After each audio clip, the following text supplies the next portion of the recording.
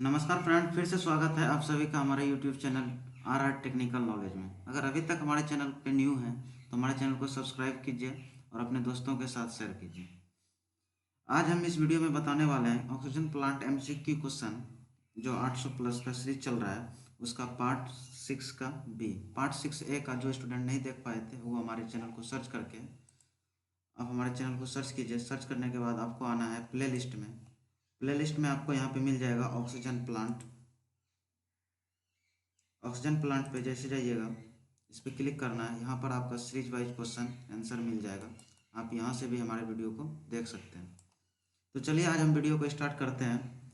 और जो पार्ट 6 में जो क्वेश्चन बच गया था तो उसको हम पार्ट 6B में हम बताएंगे। तो चलिए वीडियो को स्टार्ट करते हैं।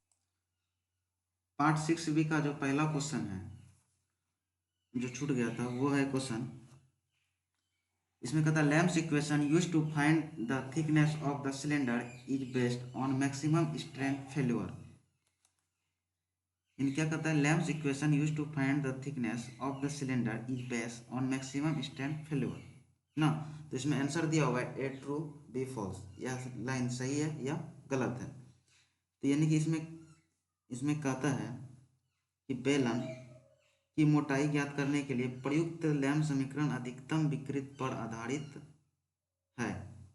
क्या विफलता? नहीं। तो इसका आंसर क्या हो जाएगा?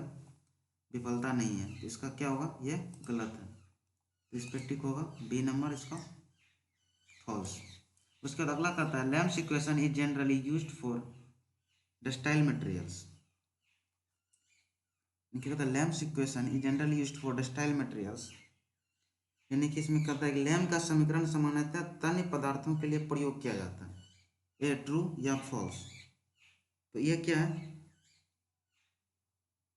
लैम्प का समीकरण जो है तन्य पदार्थों के लिए प्रयोग किया जाता है। तो ये क्या होगा, ट्रू होगा या फॉल्स होगा? तो इसका जो राइट आंसर होगा वो होगा फॉल्स। इसका क्या होगा राइट आंसर? फॉल्स। उसके बाद अगला कहता है cylinder having inner diameter to wall thickness ratio less than 15 are. A option दिया हुआ है thin cylinders, B thick cylinders, C moderate cylinders, D none of the listed. यानी कि इस लिस्ट में कोई नहीं। अगर cylinder having inner diameter to wall thickness ratio less than 15 are, यानी इस क्वेश्चन में कहता है कि आंतरिक व्यास और दीवार की मोटाई का अनुपात 15 से कम वाले सिलेंडर हैं या होते हैं। कैसे सिलेंडर होते हैं? 15 से कम वाले जो सिलेंडर होंगे तो वो कैसे होंगे?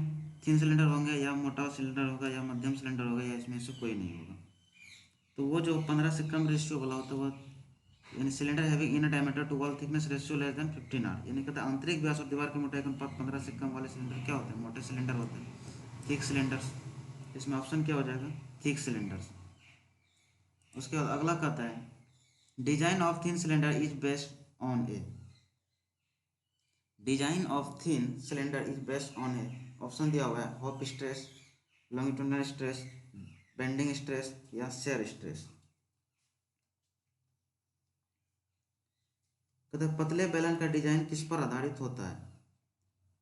पहला जो दिया हुआ है हॉप स्ट्रेस यानी घेरा तनाव, या लॉन्गी या अनुदैर्ध्य तनाव, या बेंडिंग स्ट्रेस, या झुकने वाला तनाव, या शेयर स्ट्रेस यानी कि कतरनी तनाव। जो पतले बेलन का जो डिजाइन आधारित होता है वो होता है हॉप स्ट्रेस, यानी कि घेरा तनाव। इसका ऑप्शन क्या हो जाएगा? Hoop stress. उसके बाद अगला क्वेश्चन कहता है hoop stress in thin cylindrical shell is. Option दिया हुआ है आपके सामने longitudinal stress, radial stress, compressive stress, या सर्कम्फ्रेंस टेंसिल स्ट्रेस। तो इसका जो राइट आंसर होगा वो होगा सर्कम्फ्रेंस टेंसिल स्ट्रेस, यानी कि परिधि तन्यता तनाव। इसका राइट आंसर होगा डी। उसके बाद अगला क्वेश्चन कहता है pressure vessel is known as thin shell when it made of thin straits.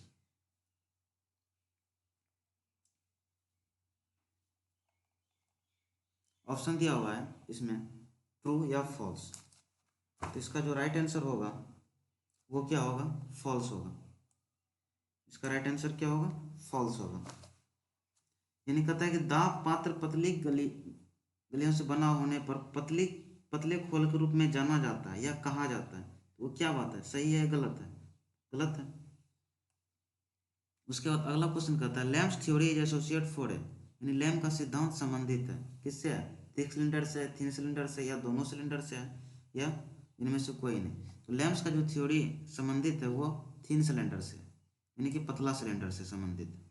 इसका राइट आंसर हो जाएगा बी। उसके बाद अगला क्वेश्चन कहता है a maximum tangential stress in a thick cylindrical shell is greater than internal pressure action on the shell.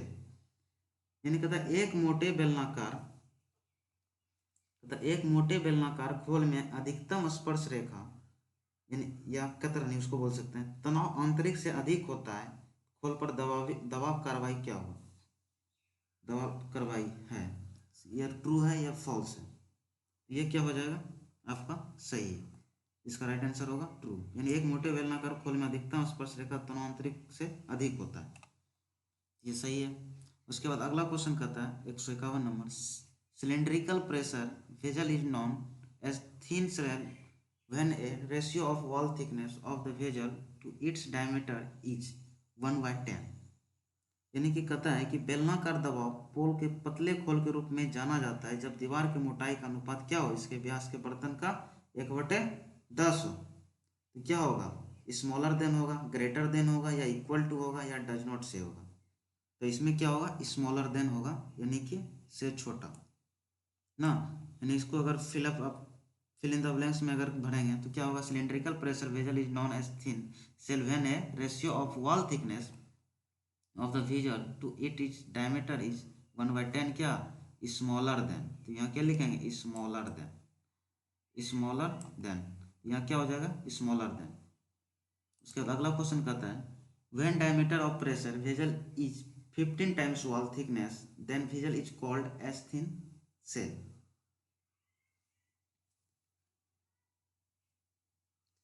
यानी कि इसमें कहता है कि जब बर्तन का व्यास दीवार की मोटाई का 15 गुना हो तो बर्तन को पतला कहा जाता है हो। तो ये राइट है या सही है, ये क्या जाता है, पतला नहीं कहा जाता, ये क्या कहा जाएगा, मोटा कहेगा। तो इस क्या हो जाएगा, फॉल्स हो जाएगा।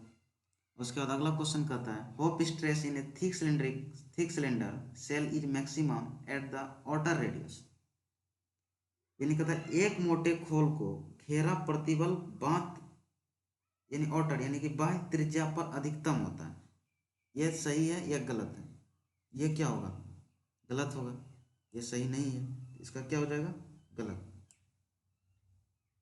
उसके बाद कहता है अगला question hoop stress in a thick cylinder shell is maximum at the inner radius. यानी कहता है कि एक मोटे बेलन खोल में या कोष में घेरा प्रतिबल आंतरिक त्रिज्या पर, इनर है, तो यहाँ क्या आंतरिक त्रिज्या पर अधिकतम होता है, ये सही है, आंतरिक त्रिज्या पर अधिकतम होता है, ये क्या हो जाएगा, ट्रू हो जाएगा। उसके बाद कहता है Lame's theory is associate for thin cylindrical shell. यानी लेमर का थ्योरी जो संबंधित है सिद्धांत पतले बेलनाकार कोष से संबंधित है, ये क्या है,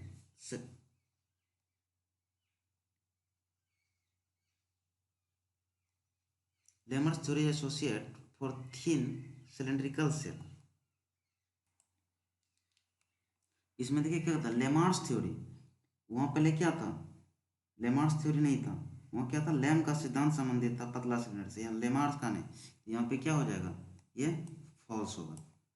यानी कि लैम्स का संबंधित ना, वहाँ लैम का सिद्धांत संबंधित था पतला सिलेंडर से, यहाँ का था लेमार का थ्योरी, लेमार का थ्योरी तो है नहीं पतला सिलेंडर का, तो ये क्या हो जाएगा, फॉल्स हो जाएगा।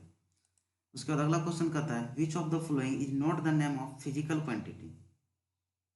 यानी कहता है निम्नलिखित में से कौन भौतिक मात्रा का नाम नहीं है। ऑप्शन दिया हुआ है किलोग्राम, डेंसिटी, इम्पल्स या एनर्जी। यानी तो इसमें क्या हो जाएगा, तो किलोग्राम जो है वो क्या है, भौतिक मात्रा का नाम नहीं है। इसका ऑप्शन क्या हो जाएगा, ए राइट आंसर हो जाएगा। उसके बाद अगला क्वेश्चन कहता है the weight of a body is 12 gram, this statement is not correct because. यानी कहता है एक पिंड का वजन 12 ग्राम है, यह कथन सही नहीं है, क्योंकि। तो क्यों नहीं सही है? इसमें ऑप्शन दिया हुआ है the correct symbol for the unit of weight has not been used. वजन की इकाई के लिए सही प्रतीक का उपयोग नहीं किया गया है। या be the correct symbol for gram is GM, यानी कि जो सही चिन्ह होगा वो क्या होगा? ग्राम को जीएम जीएम होगा, यानी कि जी नहीं होगा। उसके बाद तीसरा इसका कहता है the weight should be expressed in kg, यानी कि वजन किलो में व्यक्त किया जाना चाहिए। यानी कहता है कि जो ग्राम में दिया हुआ है इसको किलोग्राम में व्यक्त किया जाना चाहिए। उसके बाद D of some reason other than those given above, यानी कहता है ऊपर दिए कारणों के अलावा किसी अन्य कारण से। तो इसका जो राइट आंसर होगा वो होगा the correct symbol for the unit of weight has not been used, यानी वजन की इकाई के लिए सही प्रतीक का उपयोग यहाँ पे नहीं किया गया है। तो इसका राइट आंसर हो जाएगा ए। उसके बाद अगला क्वेश्चन कहता है the density of a liquid is 13.6 cubic gram, it's value if I P S I is ना, यानी कहता है इसका एस आई में वैल्यू निकालिए। तो डेंसिटी का जो होता है एस आई मात्रक वो होता है किलोग्राम। तब इस जब ग्राम को हम किलोग्राम में बदलेंगे तो वो हो जाएगा आपका 13,600 क्यूबिक किलोग्राम। तो इसका राइट आंसर हो जाएगा सी।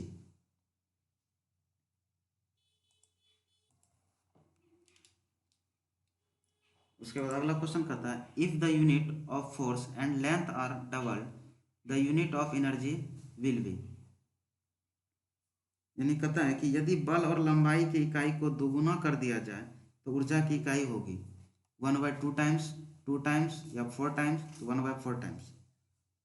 तो इसका जो होगा कि राइट आंसर होगा 4 टाइम्स, यानी कि बल और लंबाई की इकाई को अगर दोगुना कर दिया तो ऊर्जा की इकाई क्या हो जाएगा? 4 बार हो जाएगा।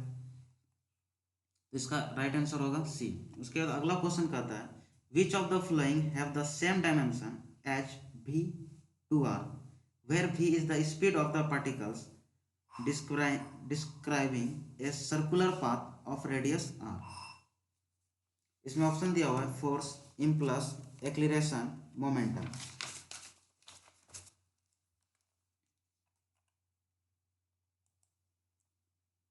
यानी कहता है निम्नलिखित में से किसके समान आयाम है v/r, जहां v क्या है? v की गति है, त्रिज्या r के एक वृत्ताकार पथ का वर्णन करने वाला कण है। तो इसका क्या होगा? फोर्स होगा यानी बल होगा, या इम्पल्स आवेग होगा, या एक्सीलरेशन यानी त्वरण होगा, या मोमेंटम होगा यानी गति होगा। तो इसका जो राइट आंसर होगा वो क्या हो जाएगा आपका? एक्सीलरेशन यानी कि त्वरण। इसका राइट आंसर क्या हो जाएगा? सी। उसके बाद अगला क्वेश्चन कहता है which of the following have the same dimension as Planck's constant, यानी कि कहता है निम्नलिखित में से किसका आयाम प्लांक नियतांक के समान है? मोमेंट ऑफ मोमेंटम यानी गति का क्षण, या मोमेंट ऑफ फोर्स, या मोमेंटम या डिस्टेंस, या फोर्स या डिस्टेंस। तो इसका जो राइट आंसर होगा वो होगा मोमेंट ऑफ मोमेंटम, यानी कि इसका ए नंबर ऑप्शन सही होगा। उसके बाद अगला क्वेश्चन कहता है which of the following is a dimensionless quantity even when the measured quantity is not dimensionless, यानी कहता है निम्न में से कौन एक आयामहीन मात्रा है भले ही मापी गई मात्रा हो आयामहीन नहीं। क्या होगा? इसका एब्सोल्यूट एरर यानी पूर्ण त्रुटि, ग्रॉस एरर यानी कि सफल त्रुटि, या रिलेटिव एरर यानी कि सापेक्ष त्रुटि, या एक्सपेरिमेंटल एरर यानी कि प्रयोगात्मक त्रुटि। तो इसका जो राइट आंसर होगा वो होगा रिलेटिव एरर। क्या? रिलेटिव एरर, यानी ऑप्शन क्या हो जाएगा? सी, यानी कि सापेक्ष त्रुटि। उसके बाद अगला ऑप्शन कहता है the zero error belongs to the category of, यानी कहता है कि the zero error belongs to the category of. तो इसमें ऑप्शन दिया हुआ है constant error, personal error, accidental error, या इंस्ट्रूमेंटल एरर। यानी कि क्वेश्चन कहता है शून्य त्रुटि किस श्रेणी का है? कांस्टेंट है, लगातार है, या पर्सनल है, व्यक्तिगत त्रुटि है, या एक्सीडेंटल एरर है, या वाद्य त्रुटि है। ये क्या होगा? इंस्ट्रूमेंटल एरर इसका क्या होगा? राइट आंसर होगा। उसके बाद अगला कहता है the list count of A stop watch is 0.1 second, the times of 20 oscillations of the pendulum is found to be 20 second the percentage error in the time period is, यानी कि stop watch की अल्पतमांक 0.1 second है, तो लोलक के 20 दोलनों का समय है 20 पाया गया, तो समय अवधि में प्रतिशत त्रुटि क्या है। तो इसको कैसे बनाएंगे, ये यहाँ पे देखिए हम बना के बताएं। लिस्ट काउंट क्या होगा, 0.1 सेकेंड होगा, तो टाइम पीरियड ऑफ कितना लग रहा है 20 सेकेंड, तो percentage error in the measurement क्या हो जाएगा 0.1/20 गुना 100, तो जब इसको निकालिएगा तो आपका आएगा 0.50%। इसका राइट आंसर क्या हो जाएगा सी। उसके बाद अगला क्वेश्चन कहता है the value of 0.98 minus 0.989 with regard to the significant digit will be, यानी कहता है सार्थक अंक के संबंध में इसका मान क्या होगा। तो इसका मान जो होगा वो होगा 0.01 गुना 10 पर पावर -1, ये सिग्निफिकेंट रूल के हिसाब से ये इतना होगा, ठीक है। अगर इसको घटाइएगा तो ये आएगा 0.001, यहाँ पर क्या आएगा 0.001 घटाने के बाद, और इसको लिख सकते हैं हम 0. सिग्निफिकेंट रूल के हिसाब से 0.01 गुना 10 पर पावर -1 हम लिख सकते हैं, ठीक है। उसके बाद अगला क्वेश्चन कहता है what is the number of significant figures in 3.20 plus 4.80 multiply 10 पर पावर 5, यानी कहता है कि इसका यानी कि इसमें सार्थक अंकों की संख्या कितनी है, सार्थक अंकों की संख्या कितनी है। तो आपको सिग्निफिकेंट पहले रूल्स देखना होगा, हम सिग्निफिकेंट रूल बता देते हैं। तो इसमें जो सिग्निफिकेंट रूल इसका जब आप ऐड करिएगा तो इसमें आएगा आपका 8.00। सिग्निफिकेंट के रूल के हिसाब से हम क्या करते हैं, जब जीरो आ जाता है तो उसको हम क्या करते हैं काउंट करते हैं, यहाँ पर 8.00, उसके बाद क्या हो जाएगा 10 पर पावर 5। तो हमको सिग्निफिकेंट रूल के हिसाब से 10 पर पावर 5 को इसमें नहीं काउंट करना है, सिर्फ हमको क्या काउंट करना है 8.00 को काउंट करना है। तो इसको काउंट करेंगे तो 1 2 3, इसका राइट आंसर क्या हो जाएगा 3 ना। इसमें कितना हो जाएगा सार्थक अंकों की संख्या 3 हो जाएगा। उसके बाद अगला क्वेश्चन कहता है which of the following numericals value has 3 significant figures, यानी कि निम्नलिखित में से किस संख्यात्मक मान में 3 सार्थक अंक है, 5.055 या 0.050 या 50.50 या 0.500। चलिए हम सिग्निफिकेंट फिगर्स का हम रूल ही बता देते हैं, आपको समझ में बढ़िया से आ जाए। देखिए यहाँ पे सिग्निफिकेंट का जो रूल है वो कहता है all non zero numbers are significant. उसके बाद दूसरा कहता है zeros between 2 non zero digit are significant. उसके बाद अगला कहता है leading zeros are not significant ना। उसके बाद चौथा कहता है trailing zeros at the right of the decimal are significant ना। उसके बाद इसमें पांचवा रूल कहता है trailing zeros in a whole number with the decimal shown are significant. यहाँ पर कितना दिया हुआ है हेयर, इस क्वेश्चन में दिया हुआ है कि 50.50 हैज, ये क्या हो जाएगा 4 सिग्निफिकेंट फिगर्स हो जाएगा। सिग्निफिकेंट रूल के हिसाब से काउंटिंग कीजिए, इसको काउंटिंग कैसे करना है 1 2 दशमलव को छोड़ देना है 3 4, ये क्या हो जाएगा 4 डिजिट आता है, ये हो जाएगा 4 सिग्निफिकेंट फिगर्स। उसके बाद इसमें देखिए 1 2 3 4, सॉरी इसमें दशमलव के बाद यानी कि इसमें क्या हो जाएगा, ये देखिए इधर जीरो, जीरो का कोई वैल्यू नहीं, यहाँ कितना है 0 और 5, तो क्या हो जाएगा 2 सिग्निफिकेंट फिगर्स हो जाएगा। और उसके बाद अगला कहता है 5.055, तो इसमें कितना हो जाएगा, सिर्फ जीरो को नहीं, जीरो को छोड़ देना 1 2 3, कितना हो जाएगा 4 सिग्निफिकेंट फिगर्स। उसके बाद इसमें कहता है देखिए 1 2 3, यानी कि 5 किसी भी संख्या के आगे अगर जीरो लगता है तो वो क्या हो जाएगा, उसका मान में अंतर होता है। अगर लेकिन उसके किसी संख्या के पहले जीरो लगेगा तो उसके मान में कोई अंतर नहीं होता। यहाँ पे क्या होगा किसी संख्या के बाद में लगा होगा, तो इसको हम काउंट करेंगे 1 2 3, ये क्या हुआ 3 सिग्निफिकेंट फिगर्स, यही हमसे पूछा जा रहा था। तो इस रूल को आप अच्छे से देख लीजिए, ये सिग्निफिकेंट का रूल है। इस रूल के हिसाब से यहाँ पे राइट आंसर क्या हो जाएगा, यहाँ पे राइट आंसर हो जाएगा आपका 0.500 numerical value of 3 significant figures ना। यहाँ क्या हो जाएगा 0.500, यानी कि इनमें से 0.500 का संख्यात्मक मान में 3 सार्थक अंक उसके बाद अगला क्वेश्चन कहता है which of the following is not the name of a physical quantity, निम्नलिखित में से कौन सा भौतिक मात्रा का नाम नहीं है, तो वो किलोग्राम होगा, हम पहले ही बता दिए थे, इसमें क्या होगा किलोग्राम। उसके बाद अगला क्वेश्चन कहता है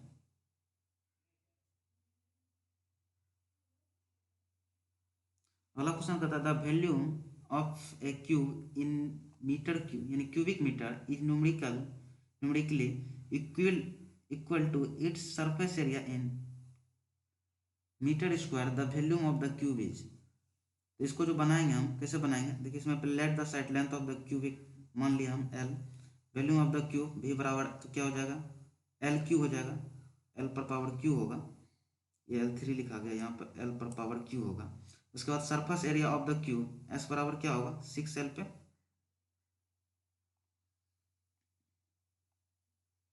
स्क्वायर हो जाएगा यानी मीटर स्क्वायर, यहाँ 6L पर पावर इस पावर है, ये लिखा गया गलत 6 पावर है।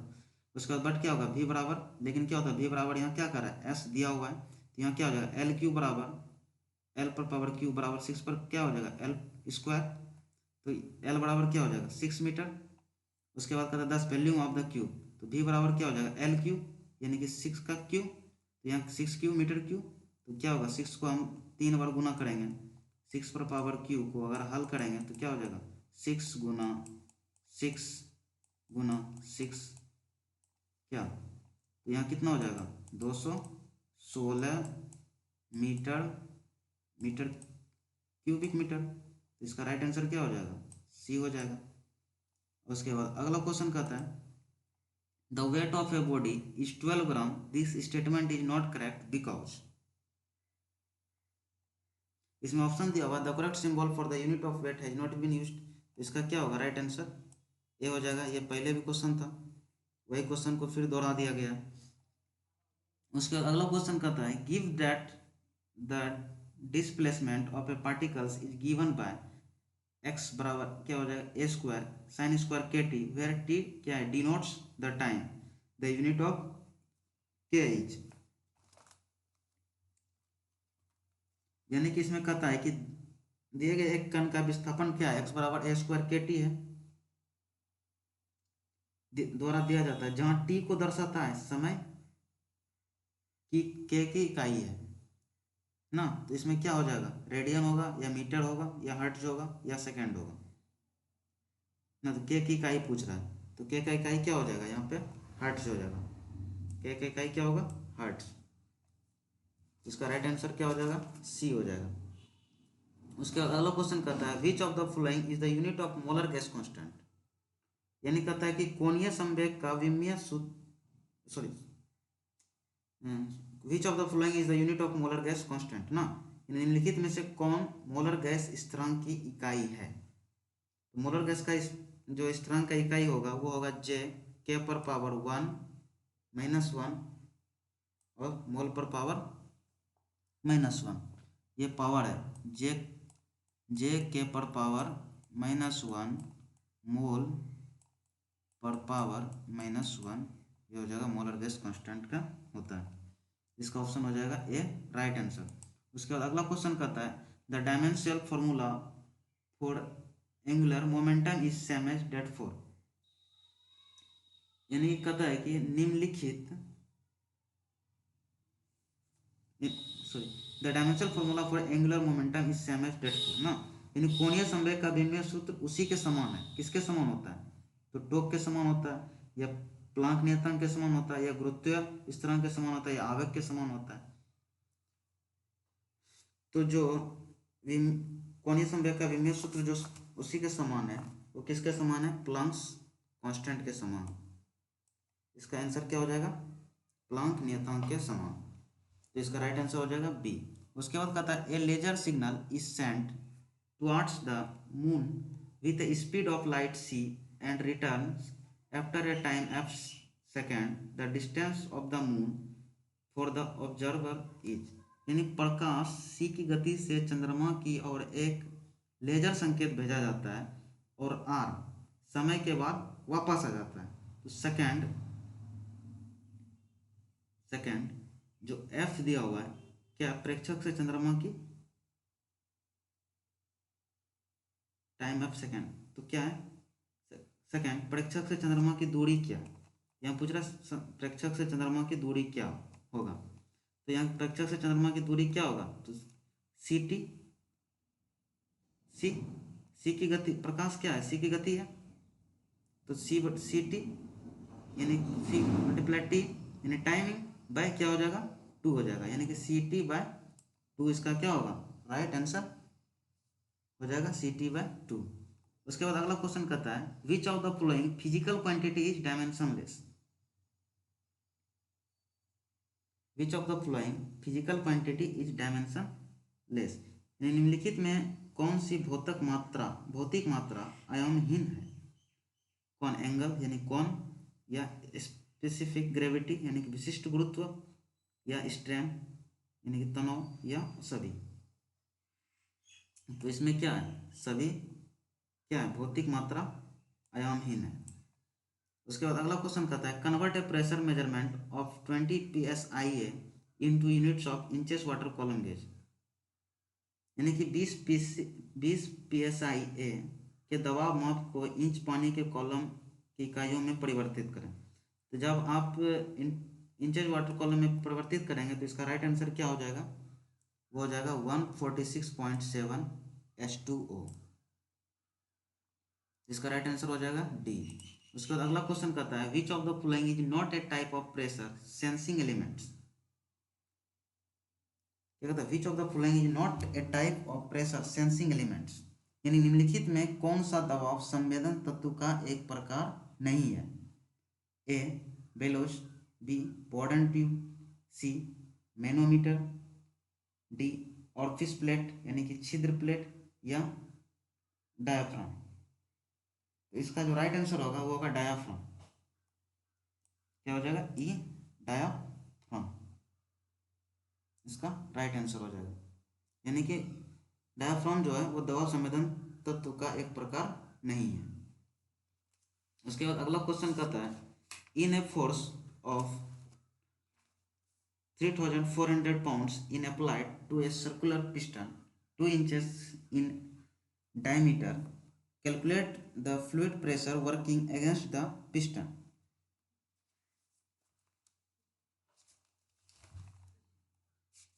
कहता है कि यदि 2 इंच व्यास वाले वृत्ताकार पिस्टन पर 3400 पाउंड का बल लगाया जाता है तो गणना करें कि पिस्टन के खिलाफ काम कर रहे द्रव का दबाव क्या होगा। तो इसका क्या हो जाएगा द्रव का दबाव, तो जब निकालिएगा तो इसका क्या होगा 1082.3 psi हो जाएगा, इसका राइट आंसर क्या हो जाएगा डी। उसके बाद अगला क्वेश्चन कहता है another word for pressure is, यानी दबाव के लिए एक और शब्द है, क्या है पीएच है, फ्लो है, डेंसिटी है, या फोर्स है, या हेड है। यानी पीएच है, फ्लो यानी प्रवाह, यानी डेंसिटी यानी घनत्व, फोर्स यानी कि बल है, या हेड यानी कि सिर है। तो इसका जो दबाव के लिए एक और शब्द है वो क्या है हेड है, क्या हेड है। उसके बाद अगला क्वेश्चन कहता है if the pressure applied to the low side of a angle P transmitter increase will the pressure applied to the high side remains steady the transmitter output should, option दिया हुआ है fail low, remain the same, increase, decrease, या fail है।